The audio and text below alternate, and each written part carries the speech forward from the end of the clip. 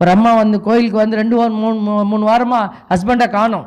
கேட்டேன், எங்கம்மா? அன்றைக்கின்னு பார்த்தா அந்த அம்மா நல்லா பட்டு புடவை, ஒரு நெக்லஸ்ஸு எல்லாம் போட்டு ஒரே கல்யாணம் போல் இருக்குது.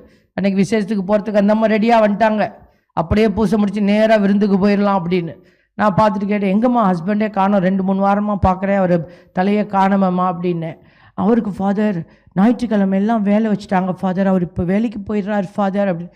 என்னம்மா ஞாயிற்றுக்கிழமை கூடவான்னு தான் சொன்னேன். உடனே அந்த அம்மா புரிஞ்சுக்கிட்டாங்க, ஐயோ ஃபாதர் அழுத்தி சொல்ல போகிறாரு, அதுக்கு முன்னாடி கொஞ்சம் ஆக்டிங் போட்டுருவோன்ட்டு. இல்லை ஃபாதர், எங்கள் வீட்டுக்காக ரொம்ப கஷ்டப்படுறார், எங்கள் வீட்டுக்காரர் என் குடும்பத்துக்காக ரொம்ப கஷ்டப்பட்டு உழைக்கிறார். அப்படி கடற்கடன்னு தண்ணி ஊற்றுதுங்க. எங்கே தான் வச்சுருக்காங்கன்னு தான் தெரியல தண்ணியை. நாங்களும் ஏதாவது செஞ்சு பார்க்குறோம், வரமாட்டேங்குது. நான் சொன்னேன், ஆமாம்மா, நான் அதே டோனில் சொல்லணும்ல. ஆமாம்மா, அன்றைக்கி ஞாயிற்றுக்கிழமை மனுஷன் பூசைக்கு கூட இல்லாமல் போயிட்டார். நேரம் அந்த மனுஷன் கோமணத்தோடு எங்கே நிற்கிறான்னு தெரியல. ஆனால் ஒன்றுமா, அவன் கோமணத்தோட நரகத்துக்கு போகிறதுக்கு முன்னாடி நீ பட்டு புடவையோடு போய் விழுந்துருவே அப்படின்னு.